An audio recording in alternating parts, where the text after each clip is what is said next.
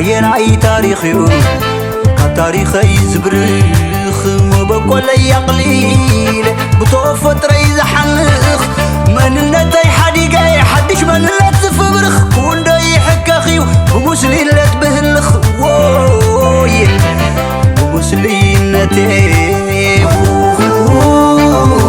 تنتاو قرستاتنا وين كلنا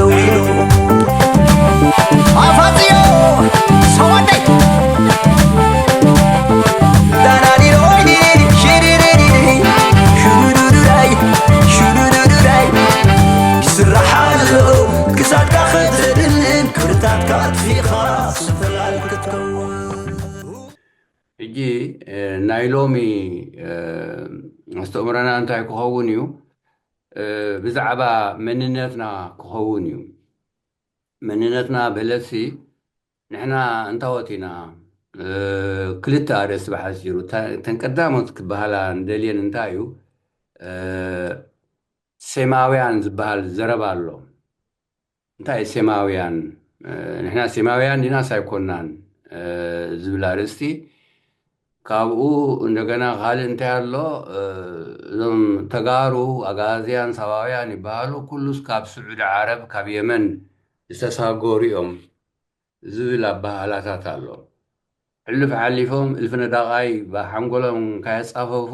ናብ ደቆም ደቅደቆም ዝሕልፉ አሎ ሁሃት ካብ ቲግሪስ ኤፍራቲስ መጽዩ ካብ ታጁራ ማጁራ ካብ ታጃራ ማጃራ ዝባል ናይ ዓረብ ዝመጸ በዓልኻ ምግዓት ቃሕ ዝበለካ ምግዓት እዚ ኣለና ሕማም ስለዚ ንሕና ሰነዳት ኣለና ብውሑድ ነቲ ሰነዳት ርኢና ማለት ጥዑይ መሓትት ወይ ከዓ መወከሲ ሒዝካ ዝግበርን ዝበሃልን በይንኡ ኣበይ ሃበን ኢልካ ዝስርሑኻ ካሊእ እዩ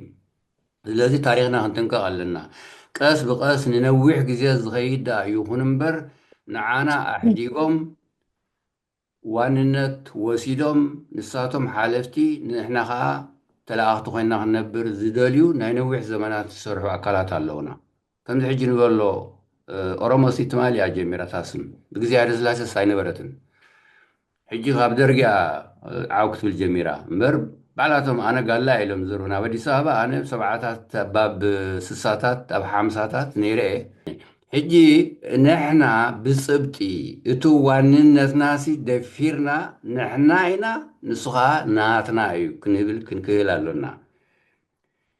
قدامات سرقتنا إعرابيهم كالات سرقتنا إيروباويانيهم بقود بسنداتك هجي انتهى مسرقومنا انتهى مادانا قيرومنا بقرب كنا أطول غيلنا هجي تن كلتا غلاز بالكون نحنا سماويان دينا سايكونان نستغرينيا تغري سبا وزت نزارب زلنا أكلاسي سماويان دينا ايكونان نمتاي سماويان كلنا دليوم نمنتاي كسماويان كوينا وي نمنتاي كسماويان كنكون ندلي ويا ندلي نزتات كنرينا كلاي نحناس كاب سجر بحر ديناس وي ساب زلنا ينا نرنا زيتون اقداسي ابتل السانا امركسنا نبلوي هذا غزي تو هاوراو سمعيت ايموشن نبلو هاورا سمعيت نديزبال هجي بهاورا سمعيت تزاركو أغدي ما يغرتها زحاتت مهنياتو أكبر دي بزح سلا زلني بجق بلني زيس خفو بخفاء زي كوناسي بصبغ تنبيت قليتو تنقرات سلازي خابزي آخن جمر سيماويان ديناس ويس أيكونا نزوليو سلامتاي ناس سيماويان كوينا كمين لاي ناس سيماويان كوينا انتاي غد سيم زبل قال تسيم زبل سينا عناس بخميز بكلنا حجيتها سيم تبل لك دقنوه ثلاث قلعت نيرمو تحاد سيم تحاد كام تحاد غيافية تبالو ثلاث قلعت نيرمو زم ثلاث قلعت يوم مسرطو تمسحاف ناي غرتا توم عب امنت تمركزكم أولاد بيتكناتكم نتو منفساو نجار بسلام تبولو መንፈሳዊ አቦቱ እዩ ኣብዚ ግን ኣእምሮታዊ ሳይንቲፊክ ነገር እዩ ስለዚ ኣብቲ መጽሓፍ ቅዱስ ዘሎ ፕላግያ ትበሃል ብላቲናዊ ቅዳሕ እዩ ኢሎም እዮም ዝዘረብሉ እቲ ቴክስት ከዓ ኣነ ኣብ ሰብዓታት እየ ኣንቢበዮ ብመጠኑ ባቢሎኒስቲክ ዝበሃል እውን እመር ስለ ዝነበርኩ ናተይ ፕሮፌሰር ዝነበረ ደለር በሃል ካብ ሃይደልበርግ እዩ ንገለ ሴሜስተራት ኣሚረ ካብኡ ግን ክውድኦ ዘለኹን ካልኣይ ኣየዳርጋውን ኣያቋረፅኩን ምክንያቱ ፕሮፌሰር ብዙሕ ነገር ይሓተኒ ስለ ዝነበረ ብቋንቋ ግእዝ እንታይ ይበሃል ኣብ ባቢሎን ከምዚ ዝበሃል ሞ ብቋንቋ ኮንከ እንታይ ይበሃል ገለ ሕጂ ዝገርመኩም ዕብራዊ ኣራማዊ ከነዓናዊ ዓረባዊ ሳባዊ ወዘተ ሳባዊ እኳ ዝኣክል ፅሑፍ ስለ ዘየለ እቲ ዓረባዊ ኣራማዊ ዕብራዊ ዝበሃል ፈፂም ኣይቀረበን እንታይ ዳ ምስ ትግርኛ ይቀራረብ እቲ ባቢሎናዊ ሕጂ ንፀላም ፀላም ይብልዎ ንለይቲ ለይቲ ይብልዎ ከበሮን ምሳሌ ከበሮ ብልዎ ሓበሬታ እውን ከምኡ ንሽመይ ሕጂ በኽረ ንሳቶም ባክሩ ይብልዎ ወዘተ ወዘተ ልክዕ ባክሪ ዝብል ዋላ ብዓረ ዋላ ብሕብራዊ ኣሎ ግን ወይ ሓጢኣት ምሳሌ ስእነት እዩ ብኣቶም ከዓ ኣብ ዕብራዊ ኣብ ታይሽሙ ግን የለን ምክንያቱ ሳቶም ኣብኣቶም ኣብ ባቢሎን እንታይ ኣሎ ፊደል ሃ የብሎምን ፊደል ሓ የብሎምን ፊደል ዓ የብሎምን ፊደል ፈ የብሎምን ሕጂ ነቱ ብፈ ዝፅሓፍ ንሳቶም ብፐ እዮም ፅሕፍዎ ኣባና ከዓ ካብ ነዊሕ ዘመን እቲ ፐ ስለ ዝጠፍአ እቲ ብፐ ዝፅሓፍ ዝነበረ ናብ ፈን ናብ በን ነሳግሮ ወይ ንላጉቦ ከምኡ 6 ፊደላት ጠፊኦም ኣጥፊናዮም ስለ ዘለና ከምዚ ሕጂ ክልቲኦም እዞም ወያኔን ሻዕብያን ወይ ግንባርን ብቃሕ ዝበሎም ፊደላት ዝጓሓፍዎም ኣለው ኣብ ምንታይ ተመርኪሶም ብኡ እሱ ምስ ጓሓፉ እንታይ ከም ዝጉሕፉ ምስኡ ስለ ዘይፈልጡ ባዕላዊ ስራሓት እዩ ከምኡ ስለ ዝደምሰስና ታሪክና እውን ምስኡ እንዳሓለቀ እንዳቐጠነ እዩ ዝኸይድ ሕጂ ብሕፅር ዝበለ ንሕና ሴማውያን ክንኮነሉ ዝኽኣልና እስከመልና ሴም ወዲ ኖህ እዩ ካም ወዲ ኖህ እዩ በቲ ፅሑፍ መሰረት ግን ቅዳሕ እዩ ዝበልክዎ እንታይ እዩ ኣብዚ እቱ ካብ ምስራቅ ዲና ካብ ምዕራብ ቀይሕ ባሕሪ ዝብል ከዓኒ ከም ሕቶ እዚአን ክልቲአን ናሓዘን ድሓር ክመፅእ እዩ ሕጂ እዚ ንሪኦ ዘለና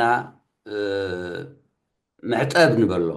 ሕጡብ ጡብ ኢሎም ዝፅውዕዎ ኣለዉ ሕጡብ እንተኮይኑ ዝተነድቀ እዩ ጡብ እንተኮይኑ ከዓ ጡብ እዩ ምሕጠብ ሕጥበት ግን ኣሎ ሓጠበ ይሓጥብ ሕጂ ክንዛረብ ከለና ግን ከም ቃሕታና ስለ ንጥቀመሉ ከምኡ ይመስለና እዚ ሕጥበት እዚ ከም ዝመሰለ መልክዕ ኣሎ ምሕጠብ እዚ እውን ኢንስትሩሜንታል ከምዚ መቕተል ትብሎ ንመንደቕ ዝኾን ዝሕጠብ እዩ በብዓይነቱ ኩሉ መሕጠብ እዩ ግን በብዓይነቱ ምዃኑ ብሕብሪ ይኹን ገለ ንሪኦ ኣለና ከም ምሳሌ ዘቕርቦ ዘለኹ ገሊኡ ነዊሕ ንሪኦ ኣለና ግን ነዚኣ ትመስል ኣሽሓት ክህሉ ከሎ ክትሰርሐን ከለካ ከዓ ኣቀማምጠንን ዓቐነንን ሓደ ስለ ዝኾነ ተሰሪዕነን ዝህነፃ ሕጂ ንሪኦ ኣለና ጥራሕ እቲ ዓይነታት ናይቱ መሕጠብ ንክንርኢ ብህለት እዩ ብኡ ገርካ ብሓደ ሓደ ዛ ዓይነቱ ሕጥበት ወይ መሕጠብ ክትሓጥብ ከለካ ከዓኒ እቲ ህንፃ ብትክክል ይህነፅ እንድሕር ዳ ኣብዚ ንበል እቲ መሕጠብ ብሓንቲ መለክዒ እቱ ኣምጣን ንብሎ መጠን ሓደ እዩ ምጣኔ ሓደ እዩ ኣምጣን እንብሎ ከዓኒ ብዙሕ እዩ ብወይና እቲ ፓራዲግማ ኢሎም ዝፅውዕዎ ምዕራባውያን ኣምጣን ኢልና ንፅውዖ ኣምጣነ ቃላት ሕጂ ርኢናዮ ከዓይና ሓንቲ ግሲ ቀተለ እንተኮይና በለዐ ለመደ ሰተየ ኩሉ ሰለስተ ዝፊደሉ እቲ መናብባትካ ሓደ ዓይነት ልክዕ ከምዚ እዩ ክትሓጥቦ ከለካ ንዑ ጥራሕ እንተሓጢብካዮ በቃ ንሱ ጥራሕ እዩ ግን ትርጉም ኣይበካን እዩ ኣብ መንጎ ገለ ክተእትወሉ ኣለካ መስተዋግን ድዩ መስተፃምር ድዩ ወይ ስም ድዩ መለሳት ስም ድዩ ወዘተ ገለ ክተእትወሉ ኣለካ ሕጂ እቱ መለክዒ ናይቶም ዝተፈላለዩ መሓጥብ ሓደ ዓይነት ክኾን ከሎ ክስርሑ ከለዉ ከዓ ከም ድላይካ ክትሓጥቦም ትኽእል ሕጂ እዚ መጠን ክብል ከለካ ናይዚኣ ልክዕነት እተን ኩለን ብሓንቲ መስርሒ ስለተሰርሓ እቲ ዕብየተን ርጉደን ቅጥነን ስፍሓተን ንውሓተን ሓደ የነ ሕጂ ብኸምኡ ኣብዚ እንታይ ንርኢ እቱ ዝሕጠብ ነገር حدا عينت مسرح خمزة اللو إن حدا حدا عينت عيني بالله سن بالله قميت كايون كمزي يخون اتقالاتنا حدا يو مسرحي يو حدا يزمسل كسل كاي تشرحاني كله ساسرح اللو حجي እቱ ስዲ ዝበሃል ኣቀማምጣ ስዲ ዝበሃል ኣወሳስኣ ኣናብባ ኣዛርባ ከኣሎ ክንቃሕ ዝበለካ ግልብጥብጥ ኣቢልካ ትዛረቦ ሰብ ተረዲኒ ኢልካ ትኸይድ ብለት እዩ ፅሒፍካ ከም ታሪክ ከተቐምጦ ወይ ፅሒፍካ ንህፃውንቲ ወይ ንወራዙ ከተስተእምረሉ ኣይከሃልን እዩ ግልብጥብጥ ዝበለ ስለ ዝኾነ ቤን ጀሚሮም ቤን ወዲኦም እንታይ ኣብ ርእሶም ኣቐሚጦም እንታይ ከጉሒፎም ኣይፈልጡን እዮም ስለዚ ሓደ ዓይነት ኢልካ እውን ከምዚ ጌርካ ክትፅፍፅፎ ኣይትኽእልን ኢኻ እዚ ተምሳል ይብላ ኣሎ ተምሳለ ህንፀት ናይ ሓደ ቃል ሕጂ በዚ ቀቲሉ በሊዑ ሰትዩ መፂኡ ገለለ በዚ ገብር እየ በዚ ከዓ መፅአ በልዐ ሰተየ ክብል እየ በዚ ይበልዕ ይሰቲ ክብል እየ ከምዚ ገረ ስለ ጭራሕዎ ግን ትርጉም ይህብ ወይ ከዓ የስራሓኒ ብለት ኣይኮነን እዚ እውን ልክዕ ከምዚ ገሩ ስለተጨርሐ ገዛ ይኸውን ወይ እውን ኣሚንካ ክሰፍሮ ኣይትኽእልን ኢኻ ብሓደ ዓይነት መልክዕ ስለተፀፍፀፈ ስለዚ እቱ ልሳንና ኩሉ ሕግን ስርዓትን ኣለዎ ንምባል እየ ብኣገባብ እንተሓጢብካዮ ግን ሙሉእ ሓሳብ ይኹን ሕጂ እቱ ስርዓተ ሓሳብ ብኣገባብ እንተዳ ተቐሚጡ ግን ክፈርስ ኣይክህልን እዩ እቱ ኣብዚ ጭዳዳት እዚ ወይ ብድሕሪት ፅቡቅ ዝኾነ መትሓዝ ተገይሩሎ ወይ እውን ኣብዚ ዝኣትዎ ነገር ኣለዎ ንበል ሕጂ ቅረታታ ቅድሚ ዘሕለፍኳ እንታይ ነራ ወድሓን ህንፀት እዩ ሕጂ ኣብዚ ንምሳሌ ህንፀት ቃላተ ተንባላት ንበል ትንብልናሲ ብፅፉፍ ዝኾነ ቃልን ብፅፉፍ ዝኾነ ሓሳባትን ብቃዕ ዝኾነ ቃልን ጌርካ ኢኻ ትንብልና ተካይድ ትተናበል ምስ መተናብልትኻ ትተናበል ዲፕሎማሲ ዝበሃል ሕጂ እቲ ህንፃ ከዓኒ ብዝግብኦ ብበቃዕ ዝኾነ መህነፂ መሓጥብ እንድሕር ዳ ተሓጢቡ እቱ ኣብ መንጎ መሓጥባት ክኣቱ ዝግብኦ ነገራት እንዳኣተዎ ብመለክዕ እንዳተለክዐ ክስራሕ ከሎ እቲ ገዛ እውን ፅፉፍን ድልውን ፅኑዕን እዩ ዝኸውን ልክዕ እቲ ልሳንና ከዓ ከምኡ እቶም ዘድልዩ ዘፈራት ይኹኑ ብቅድሚት ዝኣቱ ድዮም ብድሕሪት ዝኣቱ እቶም ዘድልዩ መሰነይታታት እንዳገበርካ ክስርሖ ከለካ እቲ ውፅኢቱ ፅኑዕ ዝኾነ ህንፃ ናይ ልሳን ይኸይድ ብለት እዩ ልክዕ ከምዚ ሓደ ብፅፈት ዝህነፅ ቤት ኣቀማምጣ ናይቱ መሕጠብ ብኣገባብ ብየማኑ ብፀጋሙ ብላዕሉ ብታሕቱ ከሰኒዎ ዝኽእሉ ነገራት ጌርካ ከተሃንፆ ከለካ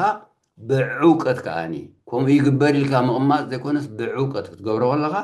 እቲ ገዛ ዘየጠራጥር ፅንዓት ይህልዎ ክሰፍሮ ትኽእል ልክዕ እቲ ልሳንና ከዓ ብኸመኡ እዩ ዝኸይድ ብርቱዕነት ናይ ከምዚ ዝመሰለ እዩ ዝኸይድ ኣብ ከምዚ ዝመሰለ ህንፃ ክንመፅእ ከለና እውን ብዕውቀት ከምዚ ጌርካ ክስራሕ ከሎ ሓደ ሕንፀት ቅንየተ ሓሳብ ንበሎ ቅንየተ ሓሳብ ብለት እቲ ቅንየ ኢሎም ዝፅውዕዎ ቤተ ክህነት ሕጂ ትርጉሙ ሰፊሕ እዩ ከምቲ ንሶም ዝብልዎን ዝርድዎን ጥራሕ ኣይኮነን ቅነ ዝብል ቃል ሰፊሕ ዝኾነ ትርጉም ዝሓዘ እዩ ሕጂ እዚ ከዓኒ ዝተፈላለየ ስርዓት ናይ ኣተሃናንፃ ጌርካ መልክዑ ንምርኣዩ ንምስትውዓሉ ከመይ ኢሉ ስለምንታይ ኢልካ ክትሓስበሉ ትኽእል ልክዕ እቲ ቅኑይ ዝኾነ ልሳን እውን ከምኡ እዩ እንታይ ብህሎት እዩ ብኸመይ ኣዚኣ እትያ ስለምንታይ ኣዚኣ ኢልካ ትሓስበሉ ነገር እዩ ትርጉማትካ ይህበካ ስለዚ እቲ ልሳንና ክንሓጥቦ ከለና እቱ መልእኽቱ ክርዳእና ይኽእል ይብለ ፅቡቅ ገርና ክንሓጥቦ ከለና ሕጂ ኣብዚ ከም ሕቶ ደሓን ሕጥበ ንባብ ክንብል ከለና ቅድሚ ሕጂ ተጠቒምናላ ንርአ ኢና ኣብ ስነ ፅሑፍ ግን ኣይንረኽቦን ኢና ሕጥበ ንባብ ብሰፊሑ ናይ ሓደ ምልኣት ሓሳብ ሕጥበ ሓሳብ ዘይኮነ ሕጥበ ሓሳብ እንተኢልና እውን ሙሉእ ምልኣት ሓሳብ ኣይኮነን ቴንስ ኢሎም ዝፅውዕዎ መስለን እትዮም ኤውሮጳውያን እቶም እንግሊዛውያን በኣና ዛትስ ይበሃል ብጀርመን ሕጂ ዜትሴ ወይ ዛትስ ተባሂሉ ይፅዋዕ ሕጂ ሕጥበ ንባብ ክንብል ከለና እቲ ኮንቴክስት ተባሂሉ ይፅዋዕ ኣብቲ ሙሉእ ንባብ ዘሎ ትሕዝቶ ርኢኻ ዝወሃብ ስጉምቲ ወይ ኣባህላ ዝነግር እዩ ኣብዚ ተኸይድና ሕጥበ ሓሳብ ዝብል ኣሎ እዚ ሕጂ ሙሉእ ሓሳብ ዘይኮነ ሓንቲ ንእሽቶ ሓሳብ ብክልተ ቃላት ዋላ እውን ብሓንቲ ቃል ወይ እውን ሰለስተ ቃላት ተጻሒፋ ምልእቲ ሓሳብ ክትከውን ዘይትኽእል ንፍቂ ሓሳብ ክንብላ ንኽእል ሕጥቢ ሓሳብ ክንብላ ንኽእል ልሳና ሰፊሕን ተጠዋዋይን ተዓጻጻፍን ከም ድላይካ ክትጥቀመሉ ትኽእል ልሳን ስለ ዝኾነ ጥራሕ ብስርዓት ክንዕውቆ ኣለና እዚ እውን ከምኡ ስርወ ነገር እንተኢሉ ሕጂ እንታይ ዳ ስርወ ነገር ስርወ ነገር ስርወ ነገር ቅድሚ ሕጂ ተዛረብና የሉን ኣየበልኩኹምን ግን ስርወ ነገር ሕጂ ንምንታይ ክንጥቀመሉ ንኽእል ኢልኩም ተሓስቡ ሕጂ ኣብቲ ታሪክ ክንኣቱ ኣብቲ ናይ ሴም ዝብል ወይ ከዓ ኣብቲ ናይ ካብ ስግር ባሕሪና ካብ ምዕራባዊና ካብ ምስራቃዊ ስግር ባሕሪ ዝብል ክንኣቱ ኢና ኣብቲ ታሪክና ክንኣቱ ከመይ ገሮም ከም ዘዋናብዱና ንክንርዳእ ኣብዚ ንሪኦ ዘለና መፋዲ እቲ ገንዘብ ንብሎ እዩ ናቕፋ ኣይኮነ ብር ኣይኮነ ብር ካብቲ ብሩር ዝብል ትግርኛ እዩ ተቆሪፁ እምበር ብር ይብልዎ ናይ ብልቃ ትበርር ሕጂ በረረ ዝበሃል ምብራር እዩ ብሩር ብር ክንብል ኮና እቲ ድኹም ግሲ ስለ ዝኾነ ምስ ብዙሕ ነገር ክጋራጨውና ኽእል ሕጂ ይፅናሕ ካብ ድኹማት ግሲ ስለ ዝኾነ ግን እቲ ብር ዝብል ይኹን እቲ ናቕፋ ዝብል ይኹን ወይ እቲ ቅርሺ ዝብል ጉርሽ ናይ ዓረብ እሱ ገዲፍና መፋዲ እዩ ዝበሃል ወይ እውን ክበሃል ኣለዎ ሕጂ እዚ ኣብ ከባቢ ኣኽሱም ርእሰ ዮሃንስ ኢሎም ዝፅውዑ ነሮም ኣነ ዝነበርኩሉ ኣብ ሓምሳታት ሎም እንታይ ብሎ ኣለዎ ኣይፈልጥን እየ ኣብዚ ሰለስተ መሳቕል ኢና ንርኢ ዘለና ኣብዚ እውን ከምኡ ሰለስተ መሳቕል ኣለዋ ኣብዚ እንታይ ሽሙ ብናይ ባዕዳውያን ቃላት ዝተፃሓፈ ዘለዎ ይመስል ኣብኡ ዓሚቑ ከይኣተኹ ጥራሕተን መሳቕል ኣብዚ ሰለስተ ኣለዋ ስለምንታይ እየን ሰለስተ መሳቕል ኣብዚ ዘለዋ ኣብዚ ከዓ ኣብዚ መስቀል ኣሎ ኣብዚ እውን መስቀል ኣሎ ካልእ ኣገለኻ ይህሉ ኣብዚ ከዓ መስቀል ኣላ ኣብዚ ከዓ መስቀል ኣሎ ንርኢ ኣለና ሕጂ እዚ መሳቕል እዚ ናይ ክርስትና ኣይኮነን ኣብዚ ከዓ ኣብዚ መስቀል ኣላ ኣብዚ ላዕሊ መስቀል ኣላ ኣብዚ መስቀል ኣላ ኣብዚ መስቀል ኣሎ ሰለስተ መስቀል ኣለዋ መሳቕል ኣለዋ ኣብዚ ከዓ ሓደ መስቀል ክልተ ካልኣይ መስቀል ሕጂ ነዚ ናይ ክርስትና ኢሎም ይነግርዎ እቶም ምዕራባውያን ንሳቶም እንታይ ኢሎምና ከዓ ንሕና ነዚኣ እንዳሓየኽና ዶካትር ተባሂልና ሽዑ ነቲ ህዝብና ከዓ ንድክሮ እዚ ትኽክል ኣይኮነን እዚ ናይ ክርስትና ኣይኮነን ናይ ቅድመ ክርስትና ዝነበረ ኣቑሑት እዩ ወይ ንዋይ እዩ ሕጂ መስቀል ስለ ዘለዎ መስቀል ተልይዎ ኩሉ መስቀል ዝበሃል ቃል እቲ መስቀል ኢልና ንፅውዖ ኣብ ሓድሽ ዓመት ናይ ቅድመ ክርስትና ዝነበረ ስም ብኢየሱስ ክርስቶስ ኣይኮነን ብኻልእ ኣይኮነን ሕጂ እቲ እምነት ኣብ ዘለዎ ይፅናሕ ቅድሚ እቲ እምነት ምምፅኡ እቲ መስቀል ነይሩናን ኣለናን ሕጂ እዞም መሳቕል እዚኦም ከዓ ናይ ቅድመ ክርስትና ዝነበሩ እዮም እየ ሕጂ ኣብዚ እንተተሳጊርና እንታይ ንርኢ ኣብዚ መስቀል ሒዙ ኣሎ ዝንጉስ ክርስቲያን እዩ መስቀል ሒዙ ስለ ዘሎ ህልም ዝበለ ጌጋ እዩ ኣብዚ መስቀል ኣለዎ ልክዕ ንሱ እዩ በቲ ሓደ ገፃ እዛ መስቀል እዚኣ ዘላ ስለምንታይ ከምዚ ገይሩ ኣግፊሕዋ ሰብኣይ እዚ ንጉስ ኣብዚ ከዓ ኣብ ያሓ 700 ዓመት ቅድመ ክርስቶስ ዝነበረ ምኩራብ እዩ ዘሎ ኣብቲ ውሽጢ ቤት እዚ ህንፃ እዚ ኣሎ እዚ መስቀል እዚ ኣሎ እንድሕር ደኣ እዚ መስቀል እዚ ነጀው ኣይትኸይኒኻ ናብዚውን ኣይትኸይኒኻ ናብዚውን ኣይትኸይኒኻ ነጀውን ኣይትኸይኒኻ መስሚ ጥራሕ ከም ሲምቦል መስቀል ኮይኑ ኣብ ውሽጢ እቲ ምድሪ ግን ኣብ ታሕቲ ኸ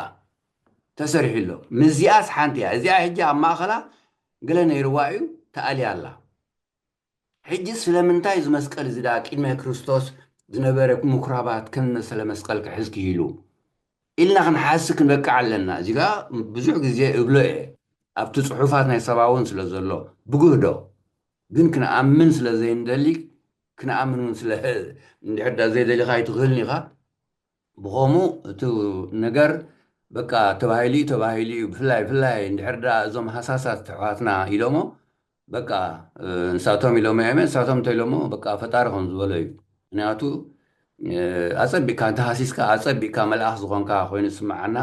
ፀቢቕካ ተፀሊምካ ከዓ ኣፀቢቕካ ናብ ሰይጣን ከም ተዛመድካ ኮይኑ ስለ ዝስማዓና በቲ ተዋህበና ስብከታት ሕጂ እምበኣር በዚ ንሪኦ ኣለና በዚ ክትሓልፍ ኣይትኽእልና በዚ ክትሓልፍ ኣይትኽእልና በዚ እኳ ይረአሉ ክትሓልፍ ኣይትኽእልኒ ኢኻ እታ መስቀል ግን ንምንታይ ኣብዚ ህንፃ እዚ ብከምዚ ተሃኒፃ እዚ ከዓ ከም ዝበልክዎ እቲ ምኩራብ ናይ ቀደም እዩ ቅድመ ክርስትና ዝነበረ ምኩራብ እዩ 700 ኢሎም ነጊሮምና ኣለዉ ከምኡ ድዩስ ኣብ ቅድሚኡ ዘሎ እዩ እዚ ገና ብሓንጎልና ስለ ዘይከድና ብሓንጎል ናይቶም ዝመርሑና ስለ ዝኸድና ሓቅነቱ ገና ኣይረጋገፅናን ዘለና ሕጂ ኣብዚ ፀገማት እንታይ ኣሎ እዞም ቃላት እዚኣቶም ካልእ መዓልቲ ከነ እምሮም ንኽእል ኢና ናይ ቃላት ፀገማት ኣለውና ብተፈላለየ ነገር ነፍርሰሉ መፍረስታት ዝኾኑ ብፍላይ እዚ መዛብረ ፅሑፍ ዝበሃል በዙ ናይ ኣህጉራዊ ብኣሞይ ሓደ ሓውና ሓቲቶም ነይሮም ኣነ ኣይፈልጦምን እየ መኣስ የመኣትዮም ከመየመ ስሞምን ኣይፈለጥክዎምን መስመይል ለወድዩ እዚ ስእለ ቃል ገሊሎም ሓቲቶም ዝነበሩ ስእለ ቃል ዝበሃል ፊደል ቃል ኣብቲ መጀመርታ ስለ ዝኸሰትናዮ ብጎድና ኣትዮም ክኾኑ ኣለዎ እዞም ሓውና ስለዚ እቶም ብጎድኒ ተኣቱ ቅረታ እንድሕሪ ተመሊስኩም ኣይትሕተቱ ኢኹም ስለዚ ኣብዚ እዚ ፓራፋዚ ዝበሃል ዘሎ ናይ ፅሕፈት ምዝባርየ እዩ ምዝብርና ምፍራስ ዕንወት ብህለት እዩ ምክንያቱ ከምዚ ሕጂ ዘለዉ መዛንዋን ናይ ዜና ኣባላት ተባሂሎም ነቲ ትግርኛ ግልብጥብጥብጥ ኣቢሎም ከም ድላዮም እንዳሸናጨሩ ዝዋስእሉ ኣለዉ ልክዕ ኩልና ከምኡ ኢና ብኣገባብ ኣይተኣመርናን ንሳቶም ከምሉ ከሎ ኣነ ጥዑየ ብህለተይ ኣይኮንኩን ግን ኣነ ብውሕድሲ ወይ ብተኻለ መጠን ከምዚ ገይረ ከስተእምር ተኮይነ ቁሩብ ጥንቅቕ ኢለ ካብቱ ርትዓት ፅሕፈቱ ይኹን ወይ ከዓ ስረ ቃሉ እንዳፈለጥኩ ክፅሕፍ ኣለኒ ብቓሕ ዝበለኒ ኣይዋሳእን ከም ዝመስለኒ እውን እንዳቋማጣዕኹ እንዳቋሰኹ ናይ ባዕዳውያን ኣብ ጀርመን ብጀርመነኛ ኣነ ዘስተምር ግን ሕጂ ይኹን መስለኒ እዚኣ ብጀርመን ከምዚኣ ትበሃል ተኢለ ጀርመን ሕውስ ኣለኹ በለት ኣይኮነን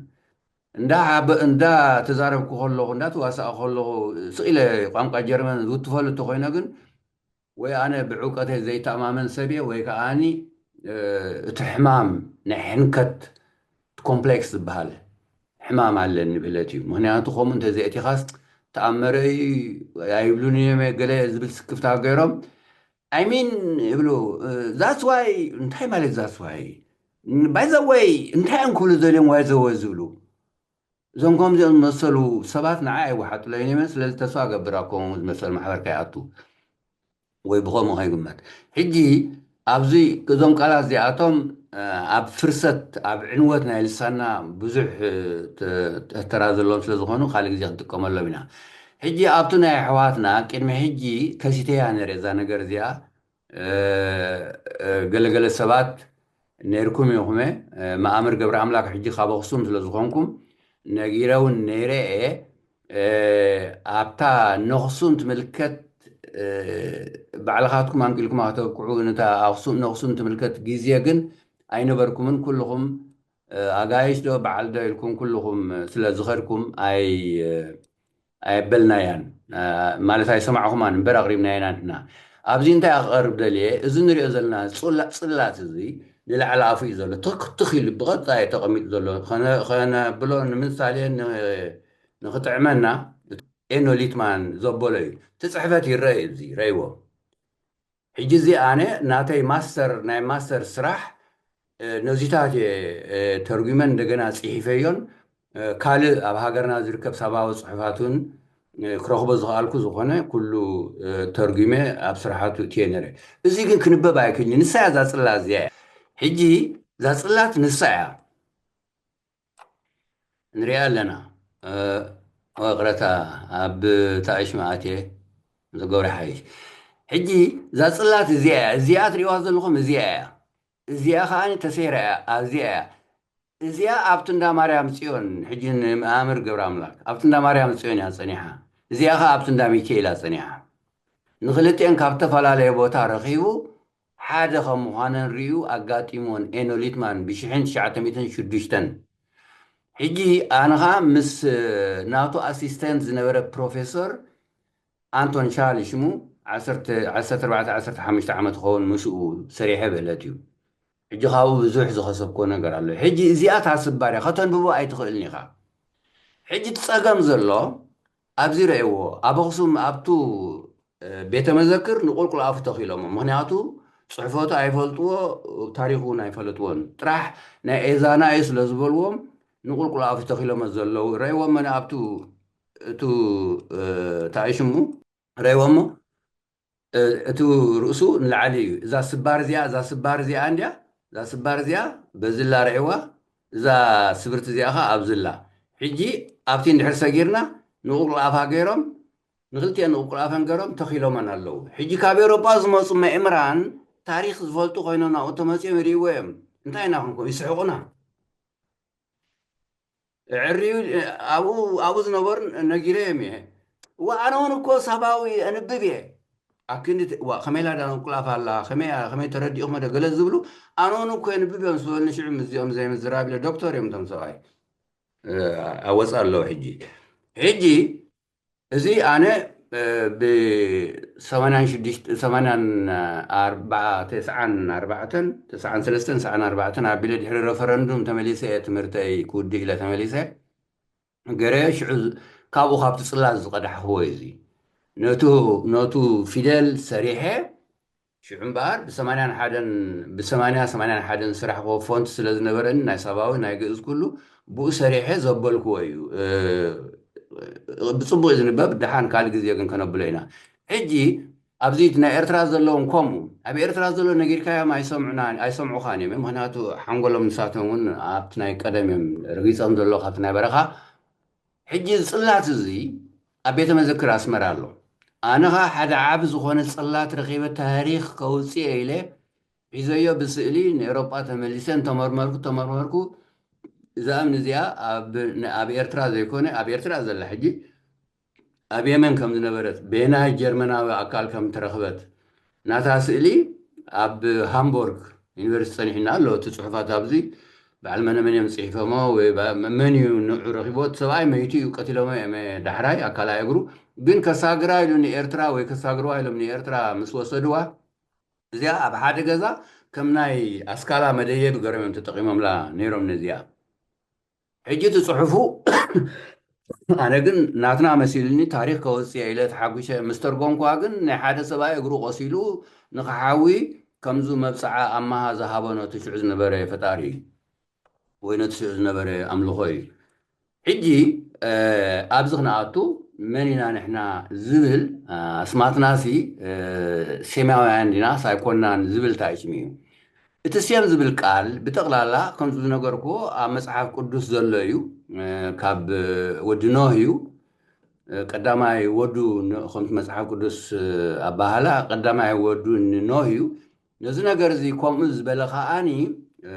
كانوا سمسلني كم زخونا زي أغوست لودفيك فون شلوتسر يبهال تولدو لي زي شعين شعاتوين ثلاثان حمشتن زمتو اللغة عبزي الله بحاسيرو السبزي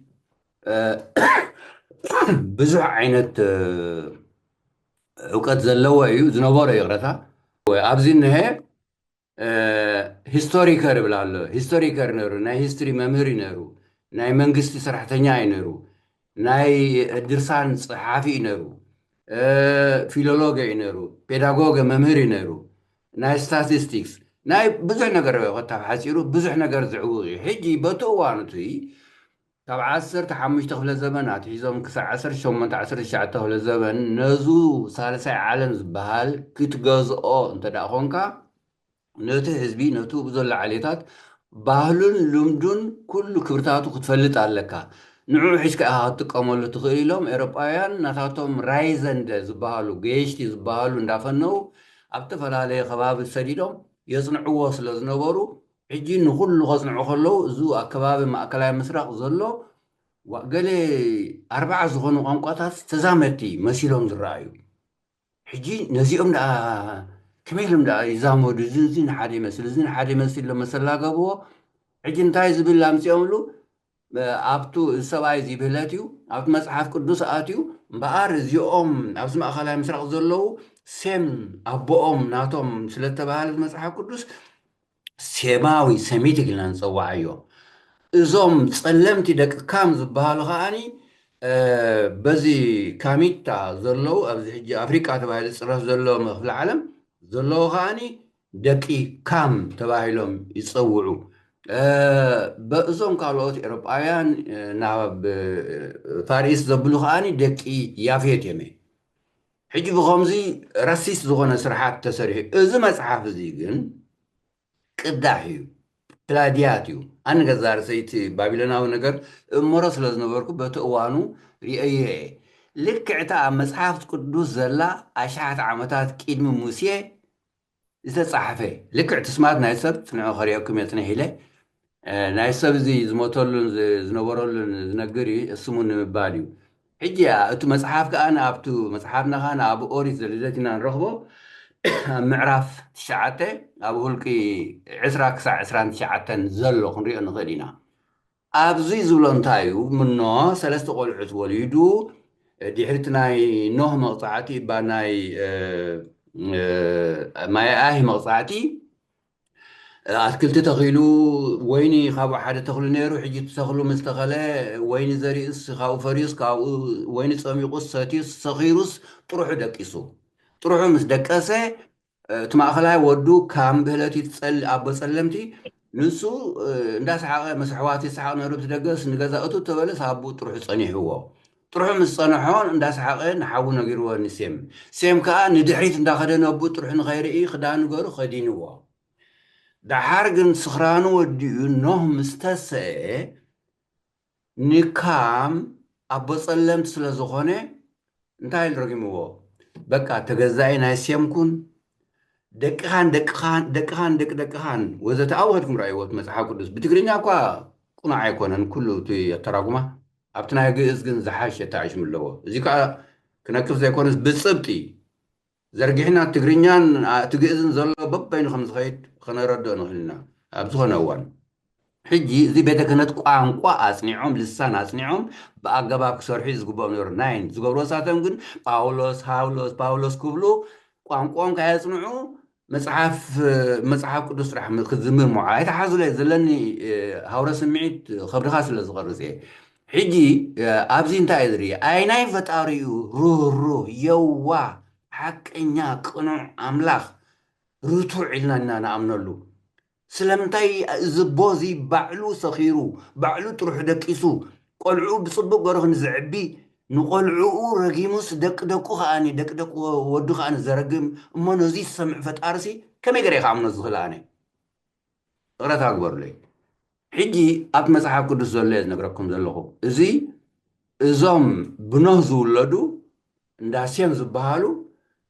ርጉማት እዮም እቶም ፀለምቲ እዮም እቶም ካሚታውያን በዓል ምፅራይም በዓል ከነዓን በዓል ፉጥ በዓል ንበሎም በዓል ኩሽ ወዘተ ወዘተ ወዘተ ሕጂ እዚኣቶም ኩሎም ርጉማት እዮም ሳባ ርጉም እዩ ሕጂ ስለምንታይ እዮም እዚኦም ተረጊሞም እዚ ሰብኣይ እዚ ከ ስለምንታይ ሕጂ ነዞም ሓበሻ ንበሃል ዘለና ሓበሻ ናይ ብሓቂ ሴማውያን ክብለና ደልዩ ንስ ይበለናን ዳሕሮት እዮም ተጠቂሞም ላታሰም እምበር ሽሎትሰር ኣይበለናን ጥራሕ ሽሎትሰር እዞም ማእኸላይ ዝበሃሉ ሴማውያን እዮም እዞም በዚ ዘለዎ ከዓኒ ካማውያን እዮም እቶም በዚ ዘለዎ ከዓኒ ያፌታውያን እዮም ዝበሎም ንሱ እዩ ሕጂ እምበኣረይ እታ መፅሓፍ ኣብ ባቢሎን ናይ ባቢሎናዊ ፅሑፍ እዩ ሕጂ እቲ ቦታ ዝተረኽበሉ እዚ ጊልጋሜሽ ፖስ ተባሂሉ ይፅዋዕ በቱ እዩ ኣባህላ ናይ መእምራን ብላቲን ክንፅሕፎ ከለና እዚ ሕጂ እቲ ሽዑ ዝነበረ ፈጣሪ ኤኣ ኢሎም ዝፅውዕዎ እቲ ናይ ሽዑ ኖህ ከዓኒ ኡትናፒሽቲም ተባሂሉ ይፅዋዕ እቲ ናይ ሽዑ ኣራራት ከዓኒ እዚ ቀይሕ ፅሒፈ ዘለኹ ባሕሲር ንባዕለዮም ከምብቦ ሰላም ይኸላኣኒ ሕጂ እንታይ ክብል ደልየ እታ ቃልሲ ቃል ብቃል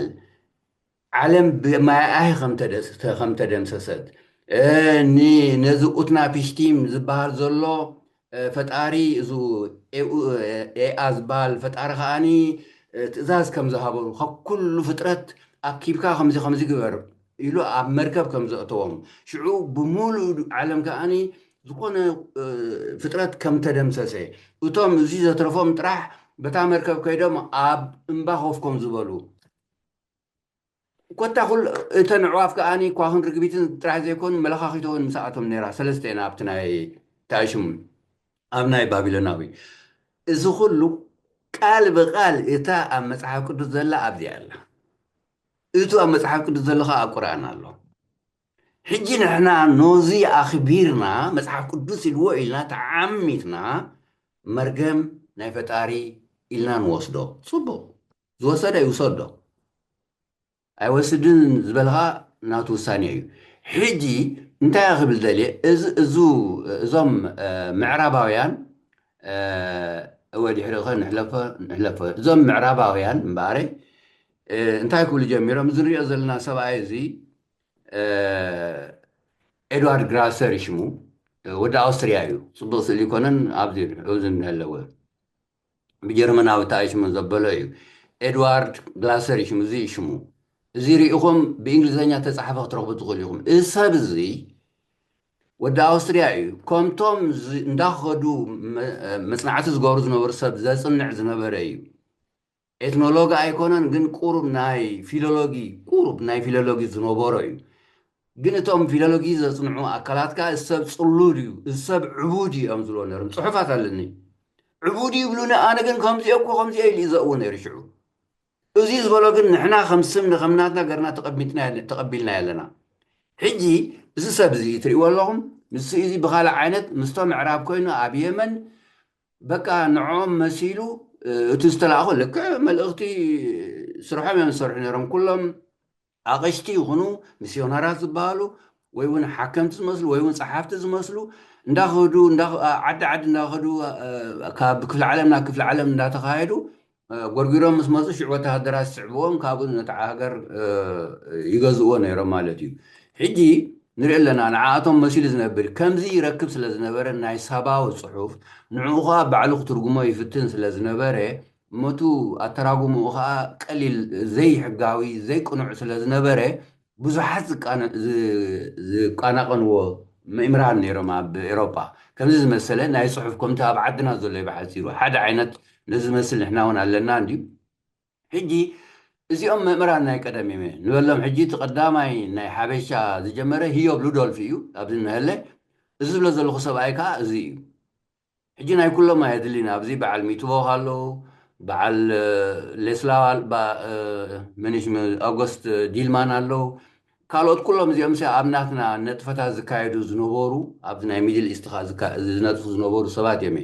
ቅድሚ ሕጂ ካልእ ዓይነት ርየ ነረ ሕጂ ኣብዚ ግን ኤድዋርድ ግላሰር ግን ኣብዚ ኣሎ ዳሓር ዝተቐቢሎሞ በለት እዩ ብፍላይ እዚ ሰብ እዚ ሊዮ ራይኒሽ ወዲ ኣውስትሪያ እዚ ከዓ እዚ ሲ ናይ ኩናማ ናይ ሳሆ ናይ ዓፋር ናይ ዓፋር ኣይገበረን ናይ ቢለን ናይ ቢጃ መዝገበ ቃላት ዝፀሓፈ ግራማቲክ ወይ ከዓ ድቂ ንባባ ዝፀሓፈ እዩ እዚ ዝሪኦ ዘለኹም እዚ ሰብ እዚ ነዚ ወዲ ዓዲ እዩ እዚ ሰብ እዚ ፅሉል እዩ ዝብሎ ዘሎ ሓሶት እዩ ፅቡቕ ኣይኮነን ገለ ይብል ነይሩ ምክንያቱ እዚ ሰብ እዚ ነቲ ኣብ ሱዳን ዘሎ ናባጣ ዝበሃል ኣሎ ናባታ ኢሎም ዝፅውዑ ኤሮጳውያን ብልክዑ ከመይ ዝንበበተን ደቂ ዓዲ ይፈልጥን ግን ናባታ ተባሂሉ ዝፅዋዕ ንግስነት ናይ ሱዳን ኣሎ ንዕኡሲ ምስ ናባጣ ዝበሃል ናባጢያ ኢሎም ዓረብ ዝፅውዕዎ እዚ ናይ ሎሚ ፔትራ ዘለዎ ኣብ ምስራቃዊ ደቡብ ናይ ጆርዳን ኣብዚ ጫፍ ናይ ቀይሕ ባሕሪ ኣብኡ ዘሎ እዩ ናባጣ በሃል ናባጢያ ዝበሃሉ ሲ እቶም ናይ ቋንቋ ዓረብ ካብ ዕብራዊ ካብ ኣራማ ወሲዶም ፅሑፎም ገሮመስ ድሓር ካብ ናታቶም ፅሑፍካ ናብ ዓረብ ዘሳገረ ፅሑፍ እዩ ናታቶም ፅሑፍ ሕጂቱ ኣብ ሱዳን ዘሎስ ናታቶም ናይ ናባጢያ ኢሉ ዝዛረብ እዩ ዝብለኩም ኣግሂደ ዝዛረቦ ዋላ ኣብ ዩኒቨርሲታት ዘወንጭፈሉ ብሕርቃን እኳ ዘወንጭፈሉ ዝነበርኩ እዩ እዝን ወዲ እዚ ኣራሪኹም ንዓና ሰላም ትኾልና ኢለ ልክዕ ሓደ ግዜ ይስሑካ ሓደ ግዜ የፀሉካ ሓደ ግዜ ካ ይኣምኑካ እንድዩ ኣብ ዓዶም ስለ ዘለካ ከዓ እንታይ ትገብር ብሓንቲ ኢድካ ተጣቕዕኒ ኢኻ ሕጂ እንታይ ክኸስት ደልየ ኣነ እዚኣ ብኦሪጂናል ብሳባዊ ፅሒፈያሲ ሕጂ ካብዛ ሓንቲ ኮምፒተር ናብዚኣ ክሳግራ ከለኹ ናብ ላቲን ተቐይሩ ቅይረቶ ዘለኹ ናብ ሳባዊ ኣብኒ ኦሪጂናል እያ መቸም እዚኣ ሓንቲ ሰነድ ኣሎ ዳ ሓንቲ ኦሪጂናል ሓንቲ ሰነድ ናይ መጠራ እያ እዛ ሰነድ እዚኣ ኣብ ኢትዮጵያን ጆርናል ኦፍ ኢትዮጵያን ስታዲስ ዝበሃል ቁፅሪ 2825 ዝርከብ እዩ ኣብ መጠርያ ትርከብ ካብ መጠርያ ተረኺባ ኣበይ ከም ዘላ ሕጂ ይፈልጥኒ ኣነ እውን ኣዲስ ኣበባ ድያ ዋላ ካልእ ዓዲትዮም ኣለዉ እቲ ቴክስት ግን ኣለኒ ወይ ትስእሊ ሕጂ ነዚኣ እዩ ሒዙ እዙ ባዙ ኤድዋርድ ግላሰር ዝበሃል ዘይኮነ ኣተራጉማ نوتو أبزز الله صحف بزيكون بعرباوي منفس ترجمو لك عنا زيات مثل قال زلاتا حنت قال زلاتا سموه علي زبل قال زلوا أب يمن الله زي أخا سموه علي استرجما جن كالي زخانة قال كولا نزينا لقيبو زو أب يمن زنبر النجوس مباري تبي يمن زلوا النجوس ديوالا قاسا نيرو زفلت إيلن جن النجوس إلى مسوي عمل له حجي نعرب زحقوس تاريخ نعرب زحقوس بهالي أم صرحو نحنا خاطر ركبتن قرب راف ترخبنا تقبلتن ترح قرم وثنا حجي السب زي بحاسوت بزي قنوع تراقمات ترقيمو مستنا يمن نقول نزين حدا لذي كاب يمن تساقيرهم ناب نايلومي حبشة يجزؤهم نرم سباويان لا تجمر كابز حساو زي بحجيرو أكيد زبل بعلاتهم الحساوي لمسوع مساحف سلازلني يسمعوا يمزلوا زلهم دحرون فقادكم تغينوا خلنا هنا بيوتيوب زي فقادكم تغينوا هاني بنبين جرا سريع صدق عليه حجي بحاسيرو إذا سبزي نمنتهي هذا نجار زي هذا مسألة زلخو إذا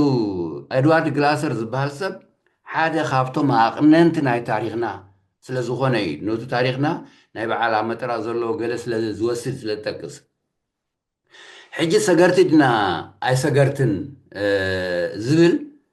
قال نمعوا كابيناي كفلينا نمعوا زي نابي زقع زلو حجي ناب كالاي ناتو تختالاي كأني هيرمان فون فيسمان زبالي قد محجي أريين ري زي كأن ناي إيست أفريكا ناي تنغانيكا ولا بعد رواندا بعد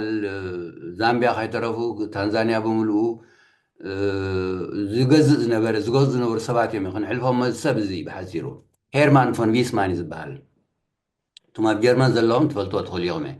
حجي ختم ببو تدخل يوم تمصحفتي كله علاني قن حجي نعدل مبزحتو اساغيري له بوتا غير سلازدلو ابتو بوتا صغير له اساغيري له قن از سبزي مباري نمجمع قدما نجر حاده جزاء زخونه منفس ابل علي صلمتي تعبيت زلو رقاص زخونه اكل تاريخ ناي صلمتي صحفلكا خلو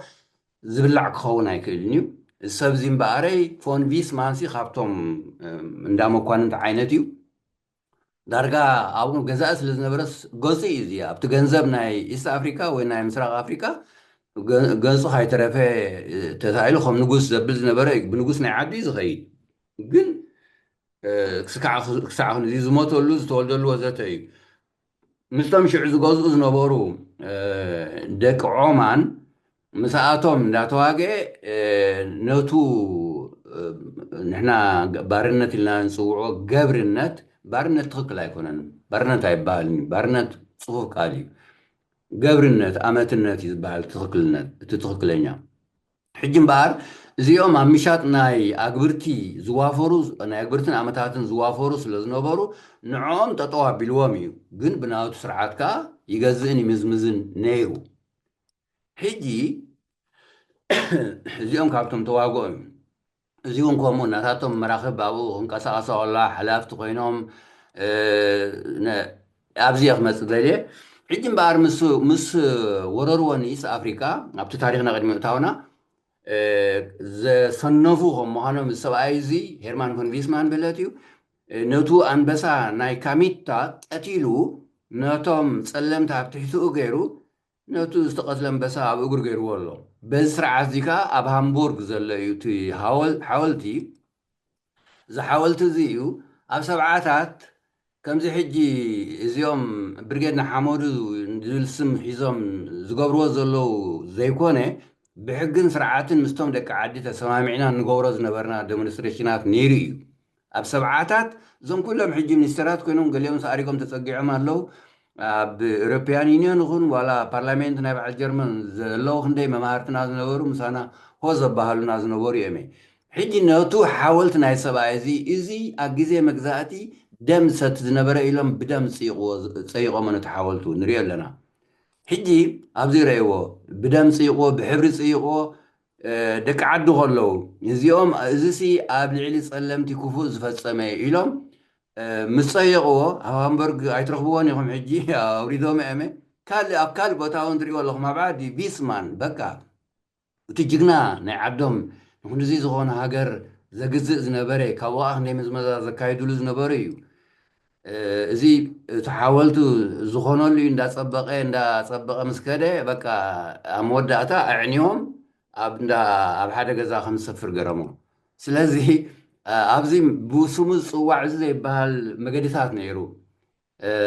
ፎን ቢስማን ሽትራሰ መገዲ ናይ ቢስማን ዝበሃል እዩ ካብ ማእስ ናብ ማእስ ከም ጀመረት ድሓር እንደገና ተፈላለየ ብቢስማን ዝፅዋዕ ወይ ከዓኒ ዶች ኣፍሪካን ይሸ ናይ ጀርመን ኣፍሪካን መገዲ ካብዚ ስጋዕ ክንዚ ዝገዝሉ ዝነበሩ ድሓር እዚ ብቢስማን ዝነቐለ ከም ምዃኑ ዝነግር ኣብ መወዳእታ ከምዚ ሓወልቲ ዝረኣኽሞ ንዕኡታቱን ኩሉ ከም ዝፈርስን ከም ዝግዕዝ እንተገይሩ ኣብ ሰብዓታት ዝነበሩ ሓውሓው እዚኣ እውን እታ ዘረኣኹም ፅሕፍቲ እያ ነራ ኣብ ክንዲ ብሳባው ዘምፅኦ ብፅሑፍ ጥራሕ ስለ ዘሳገርክዎ ፒዲኤፍ ካ ይኮነ ተለዊጡ በለት እዩ ሕጂ እንታይ ክብል ደልየ እዚ ትግርኛ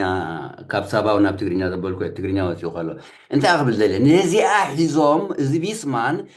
ካብ ስዑዲ ካብ የመን ተሳጊሮም ሳባውያን ዝበሃሉ ናብ ምስራቅ ካሚታ ተሳጊሮም ይገዝኡ ነሮም ዝበለ እዚ ትኻልኣ እዩ ሕጂ ናይዚ ፅሑፍ ወሲዱ እንደገና ሓደ ርኩይ ዝኾነ መፅሓፍ ዝፀሓፈ ኣብ ማርቡርግ ዝበሃል ዩኒቨርሲቲ ለብዚ ኣብዚ ሄሰን እዩ ኣብ ጀርመን ኣነ ንባዕለይ ሚእትን ክንደይን ካብ ሃይደልበርግ ናብኡ እሲ ዳርጋ 170 ገለን ኪሎ ሜትር ይኸውን እንዳኸድኩ መሃር ነረ ምክንያቱ ቤት ትምህርቲ ዩኒቨርሲቲ ሃይደልበርግ ስለ ዝነበረ ኣብ ዝኾነ ዩኒቨርሲቲ ካ ኣቲኽ መሃር መሰል ስለ ዝነበረ ሽዑ ኣብኡ ከይደ መሃር ነረ ቱ ሳባው ዝበሃል ናቱ መላኸ ስለ ዝነበረ ሕጂ ካብ ካልእ ዝተምሃርኮን ስለ ዘሎ ግን ፀገም የብሉን ሕጂ ብሓፂሩ ብቐጥታ እቱ ኣተራጉ ምስ ደቂ የመን መምሃራን ክንደይ ዶክተራት ኣለዉ ሕጂ ምስኦም ሓቢረ ዝእምሮ ነይረ ሕጂ ከይሓፈሩ መሳኺን ኣሕዋትና ከዓኒ ካብ ኢትዮጵያ እንዳኸዱ ኣብ የመን ተማሂረ ገለ ብሉና ኣለዉ የመን ክመሃርቱ ኮይኖም ዓረበኛ ናይ ዓረብ ኣተሓሳስባ ናይ ዓረብ ዝሓዘሎ መንፈስን እዮም ዝእመሩ ሕጂ ሰብ እዚ እምበር ቦክ ኣቢሉ ብዘይግባእ ተርጉሙ ነቲ ናይ መጠራ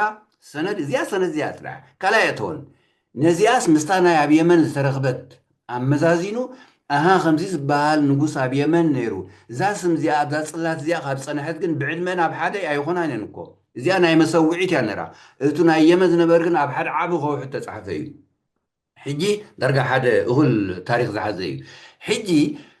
እዚኦም እዛ ቃል እዚኣ ኣብዚኣ ስለ ዘላሲ እቱ ንጉስ በታ እዋን እቲኣ ዝነበረስ ናብ ሓበሻ ተሳጊሩ ይገዝእ ነይሩ ሽዑ ጀሚሩ ኢሎም ተሓሶት ዝጅምርዎ ስለዚ ነዚ ብሓጒጉና ክንሰዶ ኣለና እቲ ሴማውያን ዝበሃል ስምና ኣይኮነን ንሕና ደቂ ፀለምትን ምስቶም ፀለምትን ኣብዛ ካሚታ ትበሃል ክፍሊ ዓለምን እንነብር ኢና ግዜ ሕሊፈ ካይኮኑ ረታ ኣርዮን ስለ ዘለኹ ኣለና 5 ደቂቃ እሺ ፅቡቅ ኣዘኻኽራኒ ይሆን ሕጂ ብሕፅር ዝበለ እቱ ታሪክ ክልቲኡ ግላሰር ይኹን ሄርማን ፎን ቪስማን ይኹን ወይ ፎን ቪስማን ሓፂር ነዊሕን ስሙ ክልቲኦም ብሓሶት ዝነቐለ እቱ ሴሚቲክ ዝብል ከዓኒ ኣይኮነን ዶ ስምና ክኸውን ሲ እታ ኣብ መፅሓፍ ቅዱስ ዘላስ ሓቂ የብላን ካብ ሓቂ ዝቆለት ኣይኮን ቅዳሕ እያ ብሓፂሩ እንድሕር እንታ ናይ ባቢሎን ኣፅኒዕኹማ ባቢሎናዊ ራይት ባቢሎናዊ ብኣካዳዊ ፅሑፍ እዩ ይኹን ዳ እምበር ንዕኡ ዓዊቖም ናብ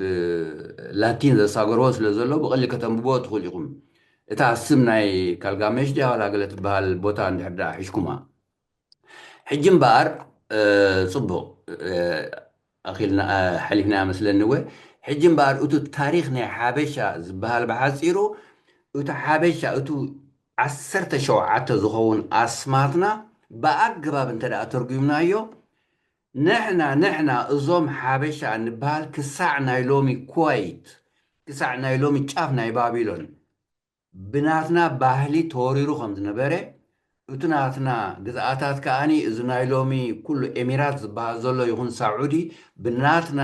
መንፈሳዊ ዕብየት ይምራሕ ከም ዝነበረ ፅብጥታት ኣሎ ሃገር እዩ ዝበሃል ብሓፂሩ ልክዕቶ ምዕራብ ነቱ ሃገረ ዝብል ገረሀ ኢሎም ስለ ዝፅውዖ ገርሃ ኢሎም ዝፅውዕዎ ብናይ ቀደም ኣፀዋውዓ እቶም ባቢሎናውያን ግን ኣጋሩ ምክንያቱ ሃ ስለ ዘይብሎም ሃጋሩ ኢሎም ዝፅውዕዎ ብህለት እዩ ነቱ ሃ ኣገይሮም ኣጋሩ ይብልዎ ሕጂ ሃገር ዝበሃል ሲ ኣብ ዓረብ የለን ንምሳሌ ሕጂ ዓብ ሩባ ኣሎ ኣብ ዖማን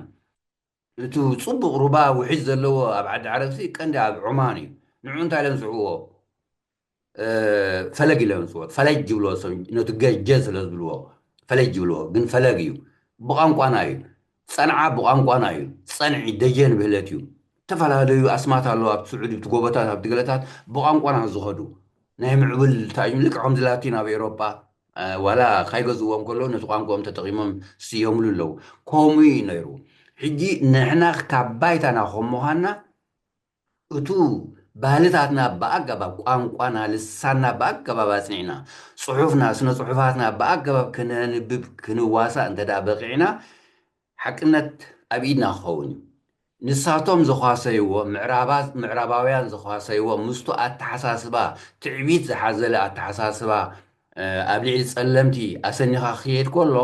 ንሕና ተቐበልቲ ዳ እምበር ከነቐብል ከም ዘይንኽእል ንሕና ተሓሰብቲ ዳ እምበር ሓሰብቲ ክንከውን ዘይንኽእል ወይ ከዓ ዝሓሰቡልና ንሕንገጥ ገርዮም ዝርኢና ስለዚ ኤድዋርድ ግላሰርን ሄርማን ፎን ዊስማንን ክልቲኦም ሓሰውቲ እዮም ክልቲኦም ሓሰውቲ ይብልዎም ንግላሰር ብፍላይ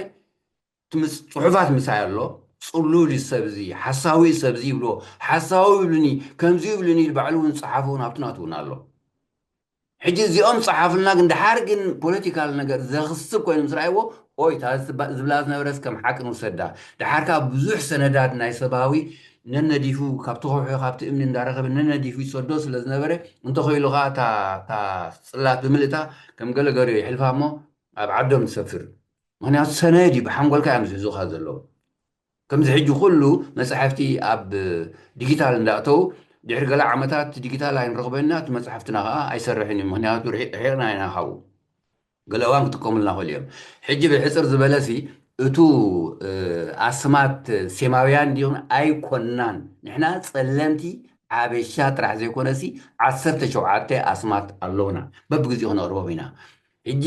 እዚ ኩሉ ኣብ ብመፅሓፍ ቅዱስ ይኹን ኣብ ቤተ ክርስቲያን ዘሎ ቃላት ናይ ክርስትና ዘይኮነ ቅድመ ክርስትና ዝነበረ እዩ ኩሉ እቲ ቅዱስ ጸሎት ንበል ስግደት ንበል ጾም ንበል ቃሕ ዝበለና ንምፅእ ኩሉ ሃሌሉያ ንበል ኩሉ ቅድሚ ክርስትና ዝነበረ እዩ ስለዚ ብክርስትና ጥራሕ ተሓፂርና ዕንትና ከምዚ ገርና ዕሚትና ትኺነው ዘሎ ንኸይንርኢ ዝሕዘና ዘሎ እምነት እዩ እምነት ክንጥቀመሉ ንኽእል ኢና ግን ካብ ልኩዕ ዝሓለፈ ስርዓት ገርና ክንጥቀመሉ የብልና ስለዚ ቅረታ ኣብዚ ኣብ ሕፅራም ኣብ ሕቶታት ተሳጊርና ድሓር ክነብሎ ንኽእል ኢና ከነስፍሖ ንኽእል ኢና